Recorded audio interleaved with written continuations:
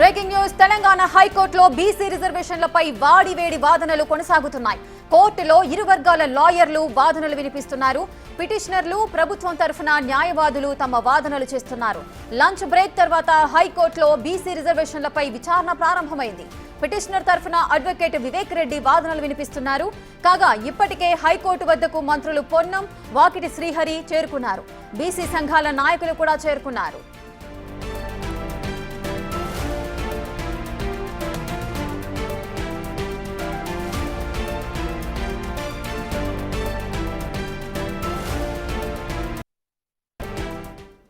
ఇసుక తెలంగాణ హైకోర్టులో బీసీ రిజర్వేషన్లపై వాడివేడి వాదనలు కొనసాగుతున్నాయి. వాదనలకు సంబంధించిన పూర్తి డీటెయిల్స్ మా ప్రతినిధి సురేష్ అందిస్తారు. సురేష్, 42% బీసీల రిజర్వేషన్లకు సంబంధించిన హైకోర్టులో పిల్కి సంబంధించిన పిటిషన్కి సంబంధించిన వాదనలతో కొనసాగుతున్నాయి. ఎవరు ఎటువంటి వాదనలు వినిపిస్తున్నారు? ఏం జరగబోతోంది?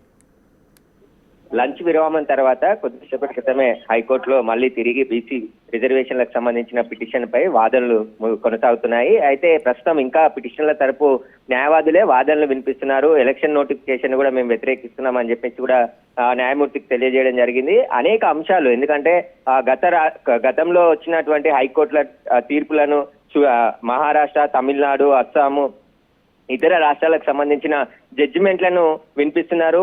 సరైన ప్రాసెస్ ప్రకారం జీవో తీసుకురాలేదు కాబట్టి ఆ జీవోని కొట్టివేయాలి.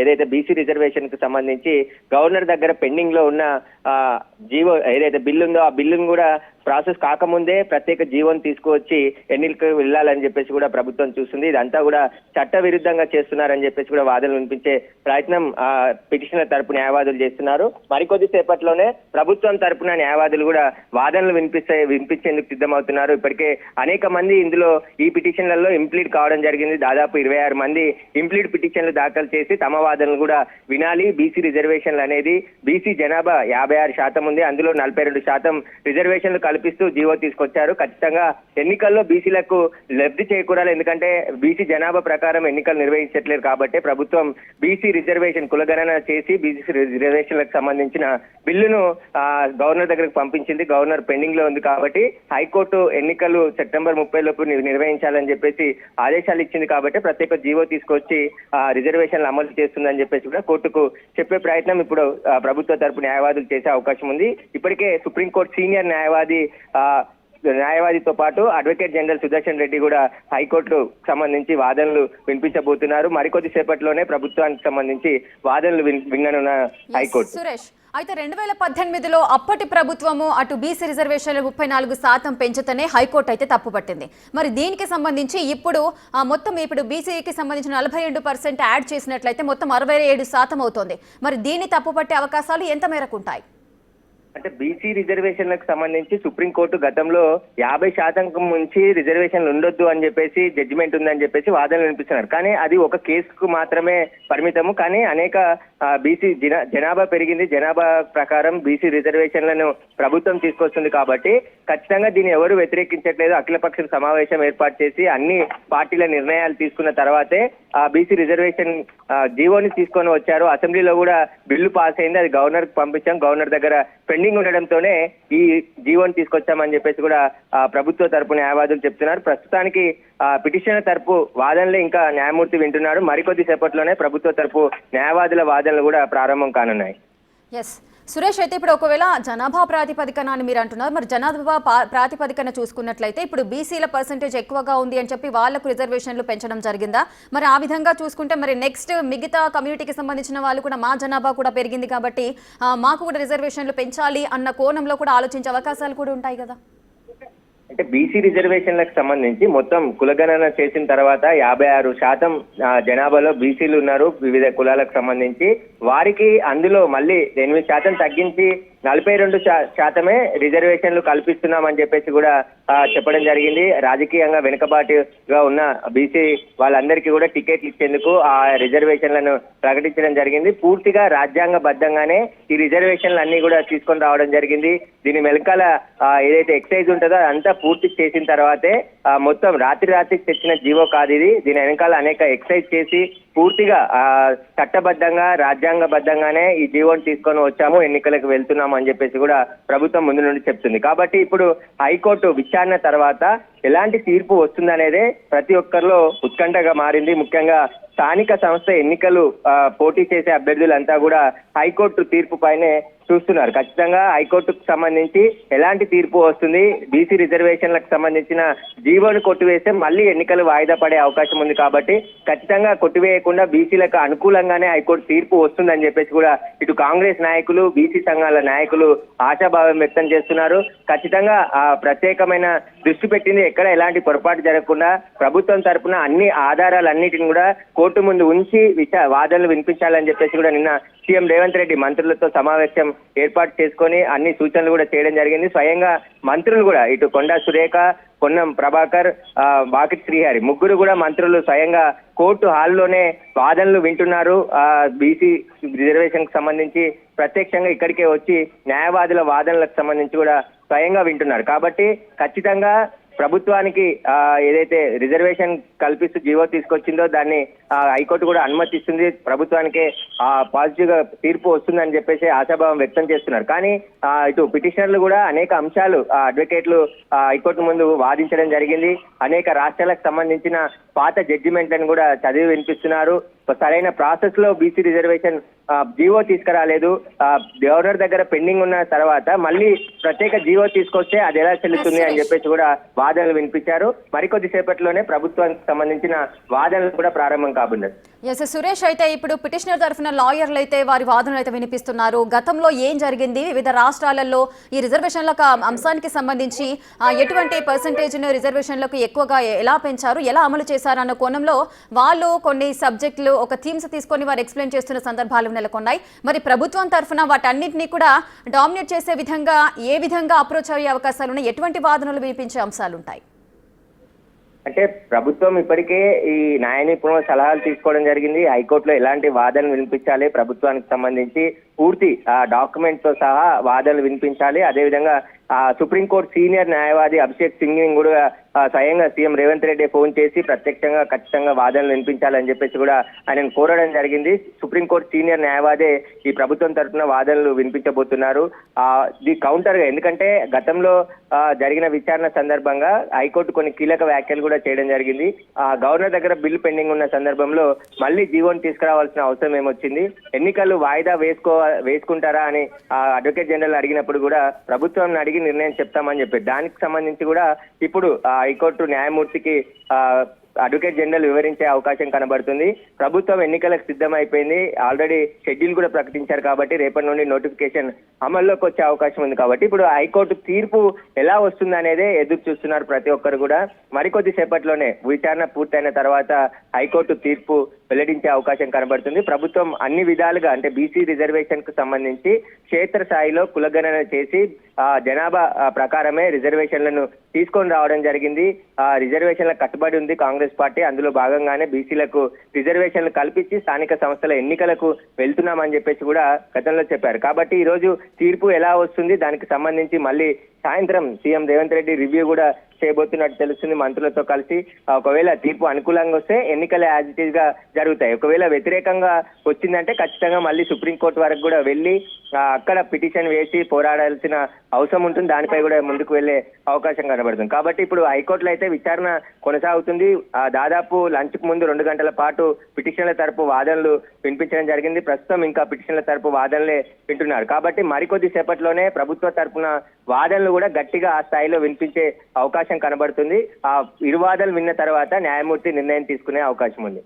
ఎస్ సురేష్, ఒకవేళ గవర్నమెంట్కి ప్రతికూలంగా ఒకవేళ తీర్పునిచ్చినట్లయితే ఇప్పుడు లోకల్ బాడీ ఎలక్షన్స్కి సంబంధించి రేపే నోటిఫికేషన్, అదేవిధంగా నామినేషన్స్ జరిగే ప్రక్రియ అయితే కొనసాగబోతోంది. సో దీనికి సంబంధించి వీటి మళ్ళీ పోస్ట్ పోన్ అయ్యే అవకాశాలు ఏమైనా ఉంటాయా?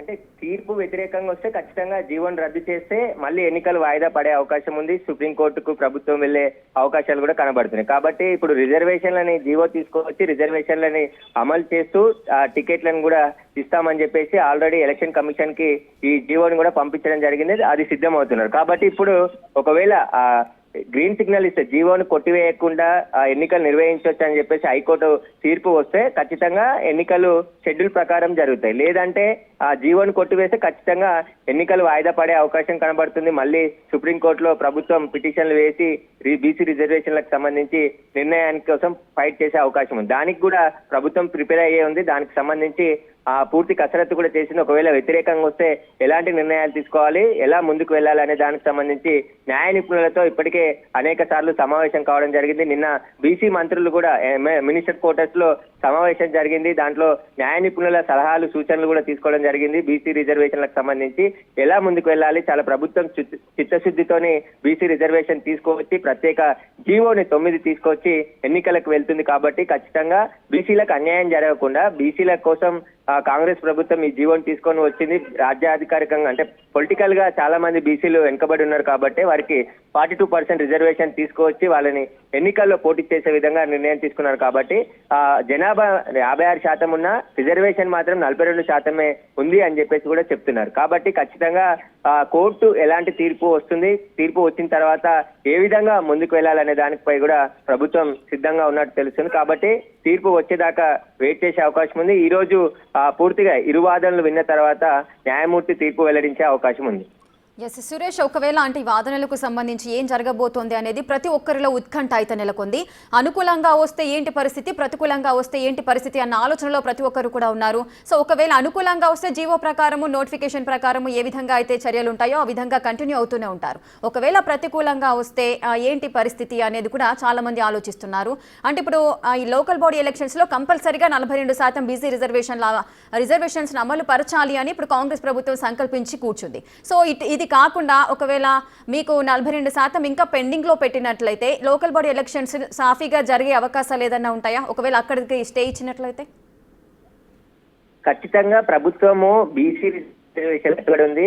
ఎలాగైనా 3 ఆప్షన్లు అంటే మంత్రుల కమిటీ వేయడం జరిగింది. మంత్రులు ప్రభుత్వానికి 3 ఆప్షన్లను కూడా ముందు పెట్టడం జరిగింది. ఒకటి పార్టీ పరంగా రిజర్వేషన్లు కల్పించి ఎలక్షన్లకు వెళ్ళడం, ఒకటి గవర్నర్ ఆమోదించిన తర్వాత ఎలక్షన్లకు వెళ్ళడం, ఇంకొకటి ప్రత్యేక జీవో ద్వారా జీవో ద్వారా బీసీ రిజర్వేషన్లు అమలు చేసి ఎన్నికలకు వెళ్లాలని నిర్ణయం తీసుకున్నారు. అందులో భాగంగా ఇప్పుడు ఆల్రెడీ 2 ఆప్షన్లు అయిపోయాయి. గవర్నర్ దగ్గర బిల్లు పెండింగ్ ఉంది, ఆల్రెడీ ప్రత్యేక జీవో తీసుకొచ్చారు. లేదంటే ఇవి కాకుండా కాంగ్రెస్ పార్టీ తరఫున 42% రిజర్వేషన్లు కల్పించి అక్కడ అభ్యర్థులని బీసీలను పెట్టి ఎన్నికలకు వెళ్లాలనే ఆలోచన కూడా కాంగ్రెస్ పార్టీలో ఉంది. కాబట్టి ఒకవేళ జీవో రద్దు చేస్తే పార్టీ పరంగా 42% రిజర్వేషన్లు కల్పించి ఎన్నికలకు వెళ్తారా, లేదంటే సుప్రీంకోర్టుకు హైకోర్టు ఇచ్చే తీర్పును సవాల్ చేసి సుప్రీంకోర్టుకు వెళ్లి సుప్రీంకోర్టులో పోరాడి అక్కడి నుండి ఆదేశాలు తీసుకొచ్చి మళ్ళీ ఎన్నికలకు వెళ్తారా అనేది ఇక్కడ క్లారిటీ రావాల్సింది.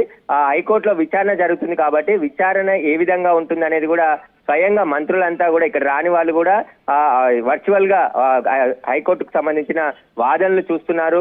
పూర్తిగా ఇటు అడ్వకేట్లు వినిపించే వాదనలు, దానికి కౌంటర్ గా ప్రభుత్వ తరపు న్యాయవాదులు కూడా గట్టిగా వాదనలు వినిపించే అవకాశం ఉంటుంది. పూర్తి ఆధారాలతో సహా వాదనలు వినిపించడానికి ప్రభుత్వ న్యాయవాదులు సిద్ధమయ్యారు. కాబట్టి ఇప్పుడు హైకోర్టు తుది నిర్ణయం ఏం తీసుకుంటుంది అనేదే ప్రతి ఒక్కరిలో ఉత్కంఠ నెలకొంది. ఈ రోజు ఉదయం నుంచి కూడా హైకోర్టు దగ్గర హై టెన్షన్ మొదలైంది. కొంతమంది ఫార్మర్ అంటే సీనియర్ న్యాయవాది శ్రీనివాస్ రెడ్డి అనే న్యాయవాది ఫార్మర్స్ కు కూడా ఈ 42%లో 5% రిజర్వేషన్ కల్పించాలి వివిధ కులాలకు చెందిన వారందరికి కలిపి అని చెప్పేసి ఆయన డిమాండ్ చేయడం జరిగింది. ఆయన ఇంప్లీడ్ అయ్యారు. ఆయన వాదనలు కూడా వినిపించే అవకాశం ఉంది. కాబట్టి ఖచ్చితంగా ఏ నిర్ణయం వచ్చినా ప్రభుత్వం ముందుకు ఎలా వెళ్లాలనే ఒక ప్రణాళికతో ముందుకు వెళ్లే అవకాశం కనబడుతుంది.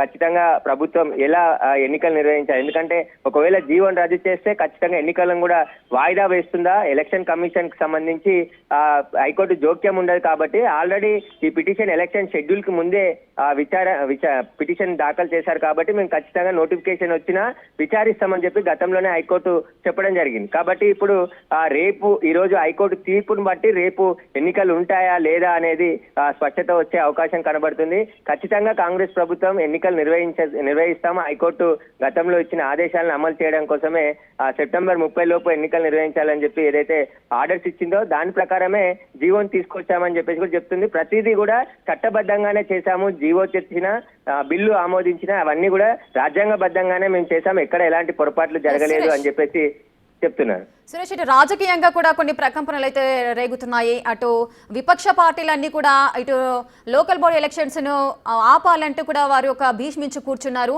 చట్టసభల్లో మాత్రం వారు ఆమోదం తెలిపారు. కానీ సుప్రీంకోర్టులో ఎవరైతే బీసీ రిజర్వేషన్లకు సంబంధించిన ఆపోజిట్ గా పిటిషన్ వేశారో ఆ పిటిషనర్ కు మద్దతు పలుకుతున్నారు అంటూ కూడా ఇటు మంత్రుల వాదన. ఏంటి దీనికి సంబంధించిన వివరాలు? అంటే ఇప్పటికే బీజేపీ కూడా బీసీ రిజర్వేషన్లని స్వాగతిస్తున్నామని చెప్పేసి ఇక్కడ రామచంద్రరావు బీజేపీ రాష్ట్ర అధ్యక్షుడు చెప్పడం జరిగింది. బీఆర్ఎస్ మాత్రమే ఈ బీసీ రిజర్వేషన్లకు సంబంధించి ఇప్పటి వరకు ఎక్కడ నోరు విప్పట్లేదు, తటస్థంగా ఉన్నారు. కోర్టు తీర్పు ఎలా వస్తుంది దానికి సంబంధించి కూడా కాంగ్రెస్ నాయకులు కూడా అదే ఆరోపణ చేస్తున్నారు.